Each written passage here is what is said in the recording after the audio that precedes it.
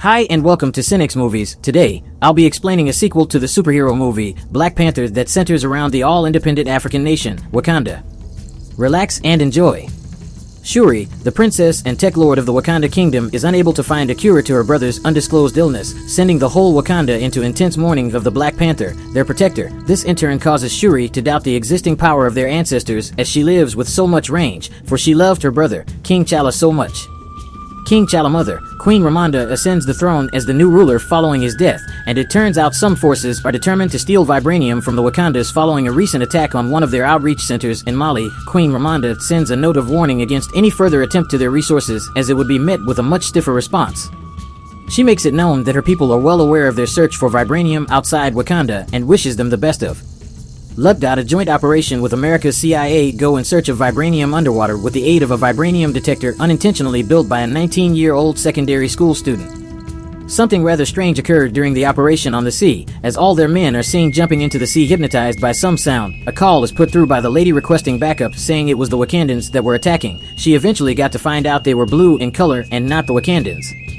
This was too late in information to report back, as they all got killed, none escaping. The queen visits Shuri at her lab and requests they go someplace quiet to heal from the death of T'Challa. That day marks a year since T'Challa passed away. They burned their funeral clothes, which was part of the ritual for the healing process.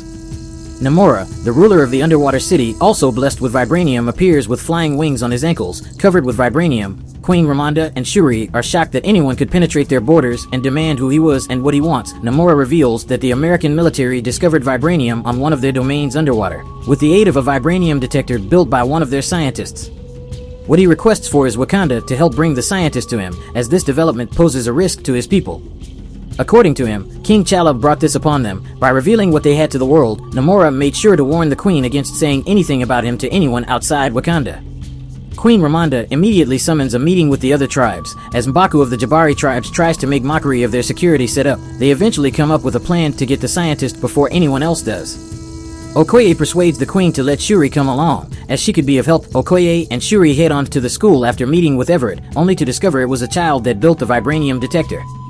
Shuri is able to convince Okoye that she stands a better chance of getting the girl scientist out, but Okoye shows up after Shuri's grace of time expires to bring Riri, the scientist, in. They manage to convince her to come with them so she doesn't get killed. Riri decides to pick up some of her work from her garage before leaving, but they soon get surrounded by the FBI. They find a way to escape, splitting up and reuniting again, only to get halted by Namor and her men. Princess Shuri asks to be taken to Namor, also known as Kukulkan, their ruler.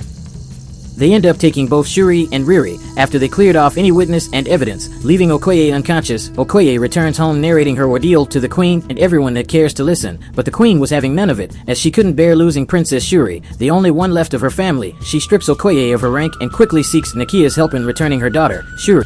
Underwater, Namor tells a bit about home to Shuri, how he became a mutant and how he got his name. Namor gifts Shuri a bracelet that once belonged to his late mother and shows her around his city, Talokan. Upon her request, Namor seeks for partnership with Wakanda to destroy the world, but Princess Shuri doesn't agree with his idea. She believes there's a peaceful way to go about anything. Namor promises to destroy Wakanda too if they don't unite with them against the rest of the world. They converse. Namor gets a summon from Queen Ramonda, which was only a ploy for Nakia to rescue Princess Shuri from her abductors. Nakia is successful at her mission and brings Princess Shuri and Riri back to Wakanda, leaving one of Namor's members dead. This angers Namor as he plans to take his revenge on the people of Wakanda. Wakanda comes under heavy attack by the Talokans, destroying a wholesome part of their city and leaving their queen dead as she tries to rescue Riri. Shuri is thrown into a roller coaster of emotions, bringing her to the end point of rage. She storms the lab to prepare the herb of the Black Panther through technology, since Eric, her uncle's son, ordered for all of the originals to be burnt to ashes when he became king. She also tries to get out valuable information about Namor and the Talokans through the bracelet.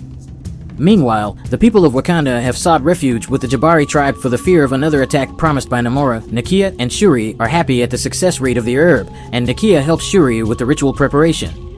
As part of the ritual, Shuri is taken into trance hoping to meet her mother, or any of her loved ones at least, but she ends up meeting Eric, the very person that brought them into this mess of being without a protector, the Black Panther. Eric throws a question at her, if she would rather be a Nobel person like her brother or get things done like him. She quickly regains consciousness and begins to lament. Her family all left her. Nakia tries to find out who it was Shuri saw, but she wouldn't let Nakia in on anything. As Shuri continues to wail, they discover Shuri is 1,000,000 times stronger than she used to be after she knocked out a suit. Shuri returns to the Jabari tribe to meet M'Baku and the elders as they deliberated on what next they would do to stay alive.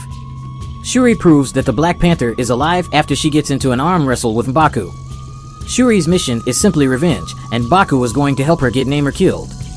M'Baku doesn't think the same though and asks Shuri to give it a rethink. Shuri maps out a plan to pull the people of Talokan out from their city by placing a vibranium detector in the sea. The Talokans immediately notice it and are drawn to it. Little did they know it was a setup. The Wakandan army begin to attack. As Shuri and Riri try to capture Namor and try to evaporate the water on his skin, rendering him weak, Talokan tries to escape by destroying the plane, but Shuri orders her aide to take them to the desert. The plane explodes on getting to the desert, and a tense battle ensues between the duo. But Talokan is running out of water and thus energy.